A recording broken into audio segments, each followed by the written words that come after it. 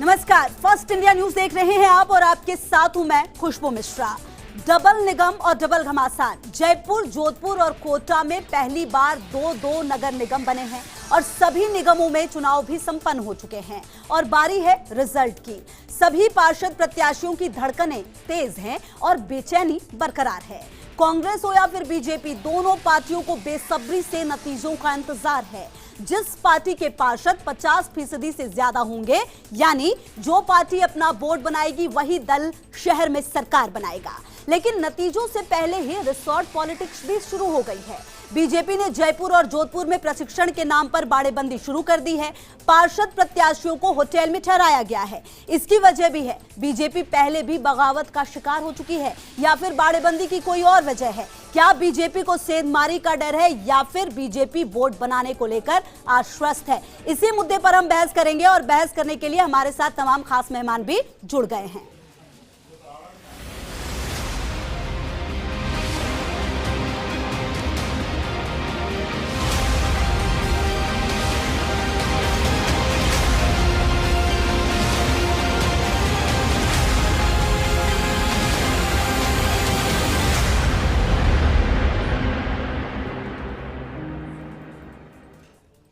तो मुद्दा महत्वपूर्ण और तमाम गेस्ट हमारे साथ जुड़ गए। तो चलिए सबसे पहले तारुफ करा दूं, सुमन शर्मा जी बीजेपी नेता हमारे साथ जुड़ गई हैं, ज्योति खंडेलवाल जी जुड़ गई हैं कांग्रेस नेता, और साथ ही सुभद्र पापड़ीवाल जी जुड़ गए हैं, राजनीतिक विश्लेषक हैं।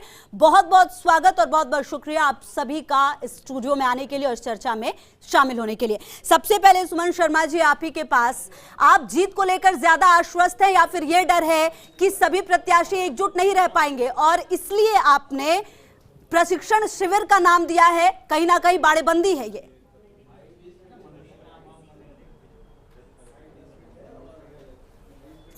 खुशबू, मैं आपको बताऊं, अगर राजस्थान की राजनीति को आप लंबे समय से देख रही हैं तो आपको इसका अनुभव होगा कि भारतीय जनता पार्टी जब भी इलेक्शन हो, चाहे छोटा इलेक्शन हो चाहे हमारा बड़ा इलेक्शन हो, किसी भी प्रकार का इलेक्शन हो, तो इलेक्शन और रिजल्ट के बीच जो अवधि रहती है उसमें हम अपने जो हमारे प्रत्याशी होते हैं, जो चाहे पार्षद हों, उनका एक प्रशिक्षण की प्रक्रिया हमारे यहाँ बरसों से चली आ रही है। उसी क्रम में हमने किया। और दूसरा सवाल आपका था कि आप जीत के प्रति आश्वस्त हैं, तो हम लोग 100% जीत के प्रति आश्वस्त हैं। और तीसरा जो आपने सवाल नहीं किया उसका ही जवाब मैं अपनी तरफ से ही दे देती हूँ कि कांग्रेस के जो षड्यंत्र आप लोगों ने पिछले दिनों देखा राजस्थान में की राजधानी जयपुर के मेयर के किस तरह से बोर्ड पे अपना अख्तियार जमाने के लिए तोड़फोड़ की गई, खरीद फरोख्त किया गया, तो ये सारी चीजें हैं जिसको देख के हम लोग हाई अलर्ट पे हैं। प्रशिक्षण के साथ अपनी सिक्योरिटी, मतलब डर लग रहा है कहीं ना कहीं कांग्रेस से, आप ये कहीं कांग्रेस में बेचैनी नहीं होनी चाहिए। आज मैंने महेश जोशी जी को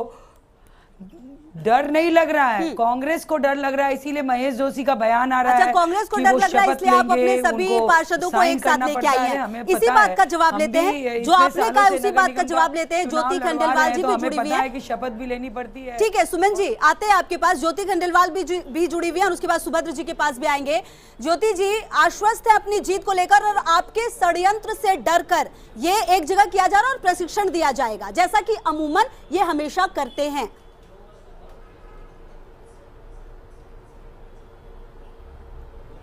खुशबू, देखो इसमें क्या होता है, जो जैसा होता है ना उसे सामने वाला वैसा ही दिखाई देता है। उसे लगता है कि मैं ऐसा करता हूं तो सामने वाला भी ऐसा ही करेगा। और ये बीजेपी की रीति नीति रही है कि चुनी हुई सरकारों को, लोकतांत्रिक सरकारों को गिराना। आपने खुद ने कई स्टेट्स में देखा इनका कि जनता किसी और को चुन करके भेज रही है, जनता का मानस, जनता का मन कुछ और है, लेकिन आप अपने षड्यंत्र और साजिशों से लोकतंत्र की हत्या करते आ रहे हो। तो इनको इसलिए जब ये खुद ऐसा करते हैं तो इसलिए इनको डर। राजस्थान में भी इन्होंने भरपूर कोशिश की कि लोकतंत्र को ये खत्म करें, यहाँ की जनमानस को जो है वो बदलने का, या यूं कहें कि असंवैधानिक तरीके से बदलने का प्रयास किया, लोकतंत्र की हत्या करने का प्रयास किया। कोरोना की मुश्किल समय में नगर निगम में क्या हुआ, अलग इसका तो जवाब दे दीजिए कि बीमारी से जब लड़ रहे थे, निगम में क्या हुआ, हमने सरकारें गिराने का काम किया जो बिल्कुल। और निगम में जो हुआ आपने निर्मल नाटा जी को क्यों बदल दिया था सुमन जी? नहीं, जयपुर नगर निगम में क्या किया आप लोगों ने, ये तो बताओ। जयपुर नगर निगम में क्या किया? जवाब तो जयपुर नगर निगम पे क्या हालत हुए थे, ये जयपुर नगर निगम की बात बता रही हूँ मैं, निर्मल नाटा जी की। और जहां तक बात विष्णु लाटा जी की है, हम नहीं गए थे विष्णु लाटा जी के पास, ना हमने कुछ किया। पार्षदों का अपना अधिकार, उन्होंने नामांकन भरा, पार्षदों का अपना अधिकार था कि वो उसमें वोट करे और उन्होंने वोट किया। विष्णु लाटा जी आपकी बाड़ेबंदी जिसको आप कहते हैं उससे वो कूद करके बाहर आए, फांद करके, उनके पैर में फ्रैक्चर हुआ, उनके चोट लगी। अगर आप लोग करें तो वो तो उनका अपना विवेकाधीन है। सुमन जी, ज्योति जी, दोनों के पास वापस आऊंगी मैं। एक प्रतिक्रिया, पहली प्रतिक्रिया, ठीक है, वापस आती हूँ आप दोनों के पास। सुगंध पापड़ीवाल जी भी जुड़े हुए हमारे साथ, राजनीतिक विश्लेषक हैं। सर, यहाँ पर चुनाव होता है, रिजल्ट बाद में आता है, जो प्रक्रिया है वो पहले शुरू हो जाती है। और आखिर ऐसा क्यों होता है राजस्थान की राजनीति में कि लगभग सभी पार्टियां कभी ना कभी इस चीज को करती हैं? क्या डर है? क्या अपने पार्षदों को क्या एकजुट रखने का डर है, या क्या परिस्थिति ऐसी बनती है कि पार्षदों को ऐसे एकजुट किया जाता है प्रशिक्षण शिविर के नाम पर? देखिए खुशबू जी, आपका जो मूल प्रश्न है शायद डर पर केंद्रित है।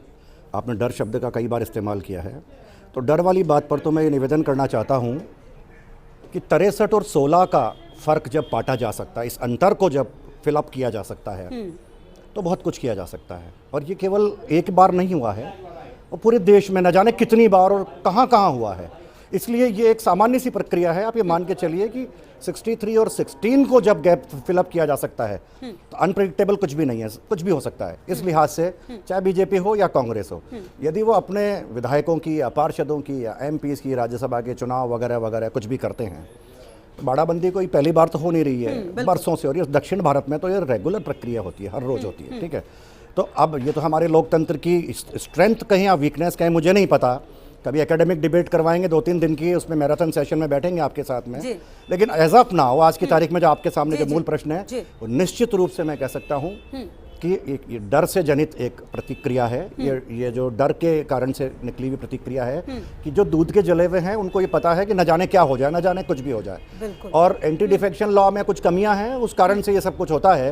केवल एक वोट से पिछली बार फिर जो भारद्वाज जी थे वो हार गए थे, तो इसलिए वो दोबारा चांस लेना नहीं चाहते हैं। राजनीति इनका अधिकार है, करना चाहिए। मेरे ख्याल से किसी को ऑब्जेक्शन नहीं होना चाहिए। जहाँ तक ज्योति जी का और सुमन जी के पर्सनल बातचीत का सवाल है, तो इनका तो विवाद बहुत पुराना है, मैं जानता हूँ। तो वो विवाद ठीक है, राजनीतिक तौर पर डिस्कस करें अपन एक बार, तो निश्चित रूप से ये चांस लेने की बात है। और वो कोई भी पार्टी चांस नहीं लेगी, चाहे वो हेरिटेज वाला मामला हो, चाहे ग्रेटर का मामला हो, बाद में करेंगे चर्चा। बिल्कुल बिल्कुल, मतलब किसी भी सिचुएशन में छोड़ना नहीं चाहते, और जो मौका है उसको गंवाना नहीं चाहते। सबसे बड़ी बात यही है। किसी को भी नहीं लेना चाहिए। सुमन जी, एक सवाल ये था आपसे कि आप लगातार जो विधायक है उनको आपने एक जगह पर, एक रिसोर्ट में ठहरा दिया है। जब कांग्रेस करती है तो बहुत दिक्कतें होती है, कई तरह की बातें सामने आती है। हालांकि आरोप आप पर ही लगते हैं कि सरकार को तोड़ने की कोशिश की जा रही है। आप इसको नाम प्रशिक्षण शिविर का दे रही हैं, किस तरह का प्रशिक्षण चल रहा है, जरा ये भी बताएं दर्शकों को।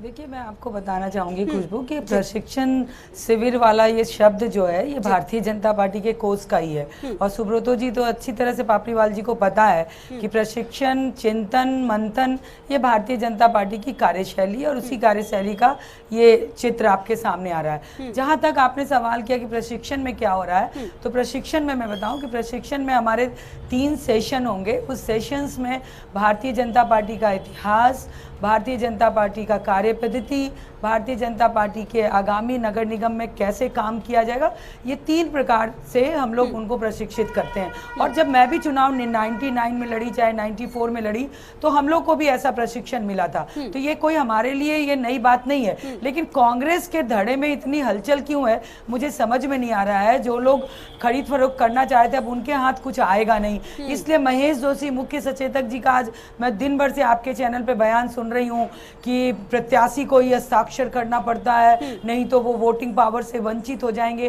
अरे कानून कायदे तो हम भी जानते हैं, आप इतनी चिंता क्यों कर रहे हैं? हम इतने पागल थोड़ी हैं कि अपने मेंबर या अपने पार्षद लोग हैं उनको हम वंचित करा दें वोटिंग पावर से। तो ये चिंता, उनके बयान से ये चिंता झलक रही है। हम अपना काम कर रहे हैं। और पिछले दिनों जो चित्र कांग्रेस के लोगों ने प्रस्तुत किया, चाहे नगर निगम के टुकड़े करने की बात हो, छोटे छोटे परिसीमन के नाम पे तो ये कह रहे हैं कि इससे लाभ होगा और इससे विकास ज्यादा होगा, इसीलिए ये बड़ा कदम उठाया गया था। बोर्ड बने, ये सारी चीजें दिखा रही हैं कि वो कुछ भी कर सकते हैं। ठीक है सुमन जी, आपने कई सवाल उठाए। ज्योति जी, नाम प्रशिक्षण शिविर का है और ये बीजेपी के लिए कोई नई बात नहीं है, जैसा कि सुमन जी कह रही हैं, ये पहले भी होते रहे। और महेश जी के बयान से भी इत्तेफाक नहीं रखती सुमन जी, वो कहती है कानून हमें आता है, आप ना बताएं। जी जी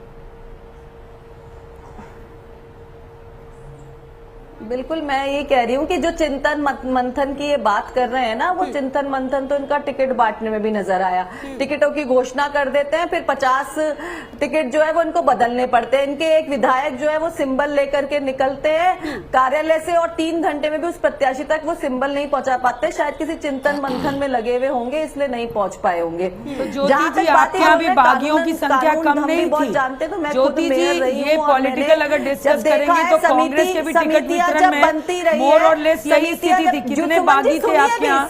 अगर बहुत अच्छा डिस्ट्रीब्यूशन था तो वहाँ आपके यहाँ तो आपके यहाँ जो आप खुद आप टिकट समिति में खुद थी, आप समन्वय समिति में खुद थी। ज्योति जी, आपने खुद कहा टिकट वितरण बिल्कुल गलत हुआ है, आपने खुद सवाल उठाए हैं, उसी का जवाब ज्योति जी दे रही है। आपने कहा विधायक सिंबल नहीं बांटेंगे, संगठन बांटेगा, आपने खुद कहा ये बात। सुमन जी, जो सवाल आपने उठाए हैं उसी का जवाब ज्योति जी दे रही है। संगठन तो आपके यहाँ भी कौन था? भी नहीं है, ये भी आप अपने क्रियाकलाप संगठन तो आपके यहाँ भी कौन था? आपने तो खुद आवाज उठाई थी, आपने तो लड़ाई लड़ी थी ज्योति जी। संविधान और आपने तो लड़ाई लड़ी थी संगठन की व्यवस्था को लेकर कि विधायक को टिकट नहीं दिया जाएगा। चलिए सुमन जी, ज्योति जी, आप दोनों अगर लगातार ऐसे बोलेंगी तो जो बोलना चाहते हैं वो क्लियर हो नहीं पाएगा, दर्शकों तक मैसेज पहुंच नहीं पाएगा। बारी बारी से बोलिए। सुनिए ज्योति जी, अपनी पार्टी के फोरम पे कहना कहाँ गलत है? बिल्कुल गलत नहीं है। और ज्योति जी, अगर 1 मिनट, सुमन जी, आपने भी कई सवाल उठाए जिसका जवाब ज्योति जी दे रही है, बारी बारी से जवाब दीजिएगा तो क्लियर हो पाएगा। सुनिए आपके यहाँ संगठन की चली कहाँ? कांग्रेस के जो विधायक थे हारे जीते, वो सिंबल लेके चले गए। सुमन जी और ज्योति जी, देखिए अगर बात पार्टी में टिकट बांटने की हो रही है ना, सुनिए, दोनों ही पार्टियों में हमने देखा था। फर्स्ट इंडिया न्यूज पर भी लगातार हमने सबसे पहले जब लिस्ट आ रही थी दिखा रहे थे किस हद तक कितने लेट प्रत्याशियों के नाम सामने आए। चाहे बात बीजेपी हो कांग्रेस की हो, दोनों ही पार्टियां एक ही धड़े पर खड़ी नजर आई थी। इसलिए इस पर आरोप प्रत्यारोप की तो कोई बात नहीं, दोनों के पास वापस आऊंगी मैं, दोनों के पास वापस आती हूँ। सुभद्र जी भी लगातार हमारे साथ जुड़े हुए। सुभद्र जी देखिए, आरोप प्रत्यारोप का दौर तो लगातार चलता रहेगा और कहीं ना कहीं ये जो तमाम चीजें की गई हैं, ये डर है, विश्वास है, या फिर जरूरत से ज्यादा विश्वास है, ये कहना कहीं भी नहीं है। दोनों पार्टियां एक ही धड़े पर तो नजर आती है। ज्योति जी वापिस आती हूँ आपके पास, एक प्रतिक्रिया सुभद्र जी की लेके आपके पास वापिस आती हूँ। देखिए खुशबू जी, एक महत्वपूर्ण बात की तरफ मैं आपके दर्शकों का ध्यान आकर्षित करना चाहता हूं। बहुत ही महत्वपूर्ण बात है, शायद वो वंचित रह गई है बात। देखिए, बम्बई की कुल आबादी, राजस्थान की कुल आबादी का 40% जो है बम्बई की आबादी है और वहाँ एक ही नगर निगम काम करता है। राजस्थान की कुल आबादी का लगभग 40% और दिल्ली में 2 ही नगर निगम हैं। ऐसे हालात में जयपुर, कोटा और जोधपुर जैसी छोटी जगहों पे 2 नगर निगम बनाने के पीछे सरकार की जो भी नीति हो, सरकार ने जो कहा है वो बात ठीक है, अच्छी है कि भाई माइक्रो लेवल पर डेवलपमेंट होगा, ज़्यादा लोगों को ज़्यादा लोग एड्रेस कर पाएंगे वगैरह वगैरह, ठीक है। There could be any political implication of that. Point is कि इतने छोटे छोटे वार्ड जिनमें लगभग 7 से 7.5 मतदाता रह गए हैं, उनमें लगभग 40 से 60% या 70-75% तक की पोलिंग इक्का दुक्का जगह पे एवरेज माने 60% के आसपास की पोलिंग होती है। तो कुल मिला के 4000 वोटों के अंदर जीत हार के लिए लड़ना है। कुछ जगहों पे ट्रायंगुलर फाइट है जहां पर कि तीनों कैंडिडेट्स बराबर से दिखाई दे रहे हैं, तो बाई एंड लार्ज 1300 वोटों की लड़ाई कर रहे हैं। किसी भी विश्वविद्यालय से भी कम वोटों की लड़ाई हो गई है। बहुत ही टेक्निकल और बहुत ही टैक्टफुल इलेक्शन बन गया है। वोट किस करवट बैठ जाएगा कुछ नहीं पता, किस वार्ड में कौन से भाग से ज्यादा वोट निकल गए, कौन से भाग से कम निकल गए। यहां पर मुद्दे गौण हो चुके हैं, बहुत टैक्टफुल इलेक्शन हो चुका है और कोई भी पार्टी ये दावा नहीं कर सकती कि ऊंट किस करवट बैठेगा। अनप्रेडिक्टेबल इलेक्शन है, स्थानीय मुद्दों पर इलेक्शन हुआ है। ये विधानसभा और लोकसभा की तरह कोई बड़े बैनर पे किया हुआ इलेक्शन नहीं है। ऐसे मामले के अंदर 100 और 150, 250 सीटों के अंदर आज की तारीख में भाजपा या कांग्रेस कितने भी मुद्दों पे आपस में वाद विवाद कर ले, कहने लायक स्थिति में नहीं है कि किस कारण से मैंडेट मिला या किस कारण से मैंडेट नहीं मिला। बहुत टैक्टफुल इलेक्शन हो गया है, इस लिहाज से 1200, 1300, 1500, 1700 वोट वाला आदमी जीत रहा है। अंदाजा है आपको इस बात का? एक कॉलेज के इलेक्शन में भी जितने वोट होते हैं उससे कम वोटों में वार्ड चुनाव हो रहे हैं। ऐसी स्थिति के अंदर बहुत टैक्टफुल इलेक्शन हो गया है, इसलिए मुद्दों की बात अभी बहरहाल ना करें। मुद्दों की बात करने के लिए हमारे पास विधानसभा का फ्लोर है, फिर लोकसभा का मामला है। अभी तो आप टैक्टफुली कैसे निकाल के ला रहे हैं और बोर्ड शुचिता के साथ में with high moral values board कैसे बनाने जा रहे हैं, because this is the principle of mandate. यदि मैंने किसी पार्टी की रीति नीति के कारण से उसको वोट दिया है तो पार्षद को अधिकार नहीं होना चाहिए कि वो अपने विचारों को बदले। बस अच्छा है इससे कि वो इस्तीफा देकर के बाहर हो जाए। उसको हमारे मैंडेट के साथ खिलवाड़ करने की, उसके साथ घोटाला करने का कोई अधिकार नहीं होना चाहिए। बिल्कुल, बहुत महत्वपूर्ण बात कही है सुभद्र जी आपने। ज्योति जी आप कुछ कह रही थी, आप पहले वो बात भी कंप्लीट करिए। और दूसरी बात ये भी, कई सारे बदलाव किए गए, इस बार का चुनाव अपने आप में काफी ऐतिहासिक रहा है। आपने भले ही 2 निगम बनाकर ये कहा कि ये विकास के लिए किया जा रहा है, लेकिन आरोप लगातार बीजेपी की तरफ से किए गए हैं। और कहीं ना कहीं क्या लगता है कि इस पूरे प्रकरण में जो दाव बीजेपी ने खेला वो आगे नजर आ रही है क्या?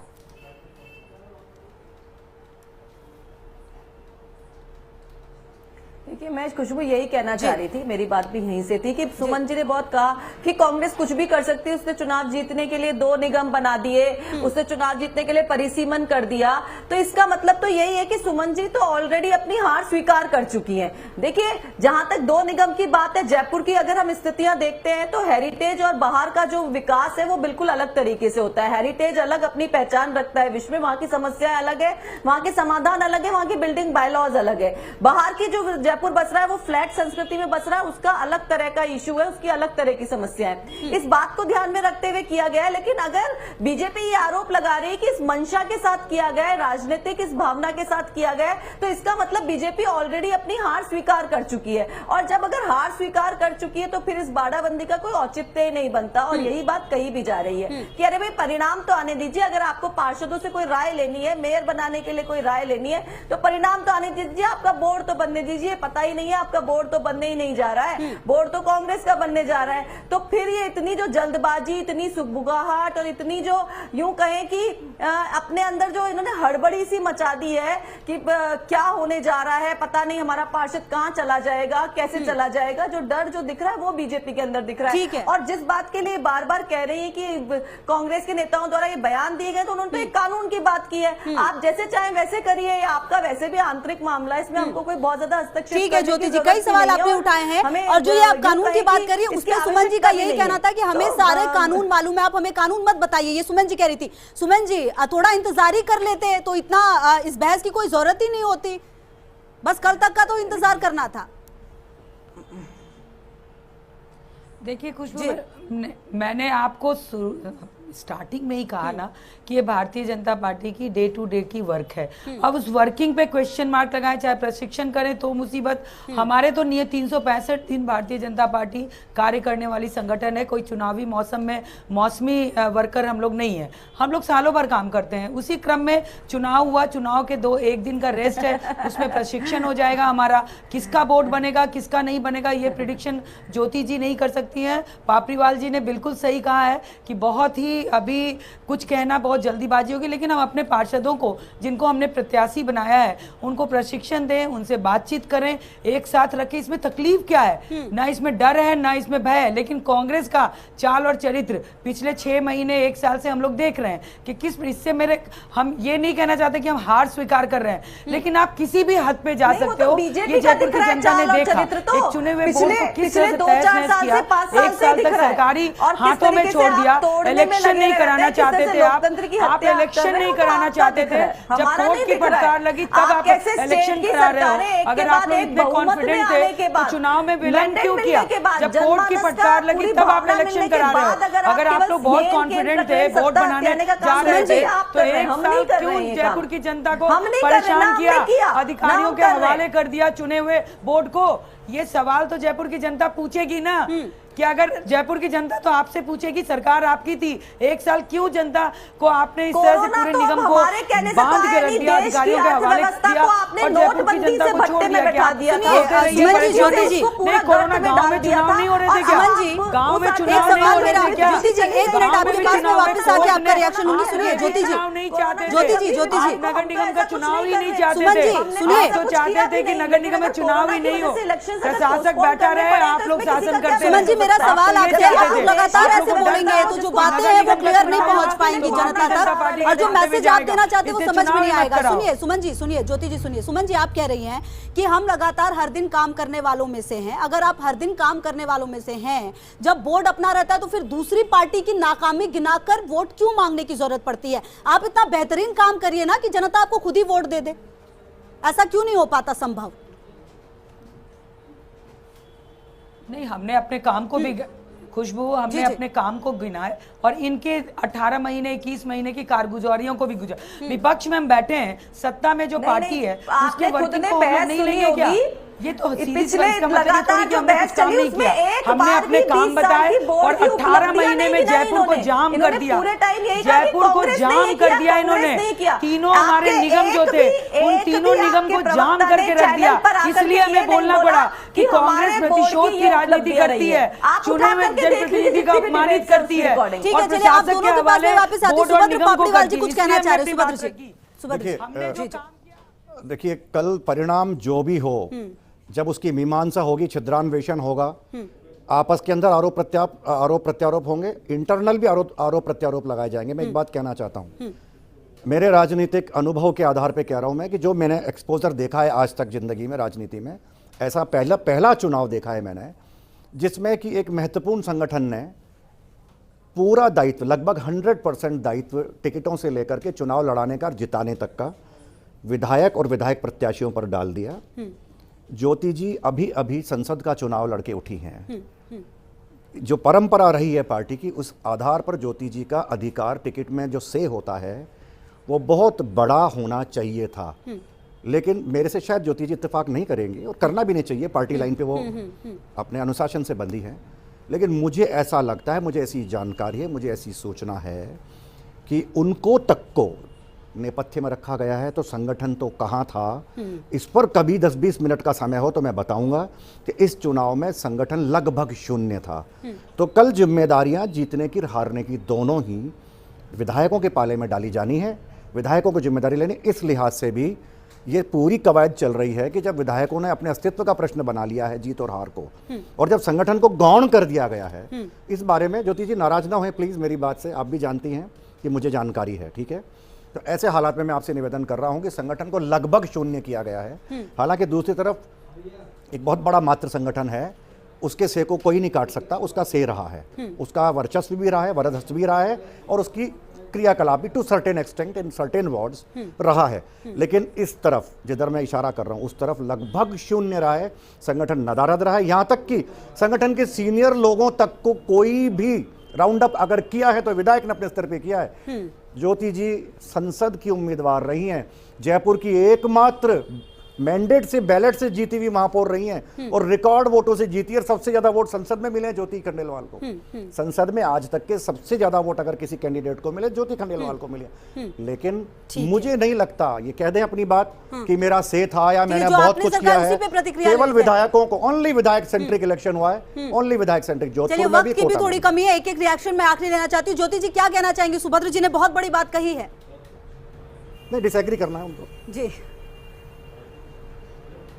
देखिए, सुभद्र जी ने जो बात कही है वो उन्होंने अपनी राय उन्होंने रखी है। लेकिन मैं ये जरूर कहना चाहूंगी कि जो राजस्थान में जिस तरह से कांग्रेस ने काम किया पिछले 1.25 साल में, उसमें कार्यकर्ताओं में बहुत जबरदस्त उत्साह था। इसलिए टिकट के लिए जो हमारे दावेदार थे, जो हर कार्यकर्ता का हक होता है, वो जरूर वो अपना अधिकार मांगने के लिए और प्रत्याशी बनने के लिए इच्छा रखते थे। और इसलिए बहुत सारे दावेदार होने की वजह से बहुत सारा मंथन भी होता है, बहुत सारी बातें निकल करके सामने भी आती है। ये कहे कि ये कार्यकर्ता ज्यादा मतलब काबिल है, ये कम है, इसको कह पाना बहुत मुश्किल बिल्कुल, होता है। अंत तक ऐसे में इसलिए इस शायद तरह के डिसाइड ही नहीं हो विचार पाया निकल था। ठीक है करके सुमन जी, सामने आखिरी आते हैं। प्रतिक्रिया दें। लेकिन टिकट जो है जी, वो जी। पूरी पार्टी के द्वारा दिया गया है, कांग्रेस पार्टी का प्रत्याशी बनाया गया है, उसे ठीक है। जिताने के लिए भी पूरी मेरी मेहनत की गई ठीक है, प्रतिक्रिया ये सुमन है जी, कि नो, नो, नो, नगर ठीक है, आखिरी निगम भारतीय प्रतिक्रिया। जनता पार्टी का विधायक, सामने जा रहा है। विधायक। जनता में जो आक्रोश था कांग्रेस को लेके, उसका रिजल्ट नगर निगम में आपको नजर आएगा।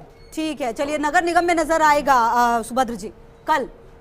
देखिए, आरोप प्रत्यारोप होंगे। मैं निवेदन कर चुका हूं कि जो जीतेगा वो हारने वाले पे आरोप लगाएगा, जीत आपस के अंदर भी आरोप लगेंगे। लेकिन मैंने क्रक्स ऑफ द सिचुएशन बताई है आपको, और ज्योति जी का मैंने पहले प्रेडिक्ट कर दिया था कि वो मेरी बात से सहमत नहीं हो सकती हैं। वो पार्टी लाइन पे हैं, वो पार्टी लाइन पे नहीं सहमत होना भी नहीं ठीक चाहिए है, उनको सहमत। ठीक है, मैं ठीक पार्टी लाइन पे नहीं हूं, मैं बंधा हुआ नहीं हूं, इसलिए मैं सच बात बोल रहा हूं। बिल्कुल, तो चलिए, ठीक है। राजनीति जी, जी। हिपोक्रेसी का दूसरा नाम है, इसमें कोई शक नहीं है। बिल्कुल, चलिए, तो कहीं ना कहीं जो मुद्दा है वो यही है कि आखिर ये बाड़ेबंदी क्यों की गई है, क्या ये ओवर कॉन्फिडेंस है या फिर ये एक विश्वास है। बहुत बहुत शुक्रिया आप सभी का इस चर्चा में जुड़ने के लिए और बातचीत करने के लिए।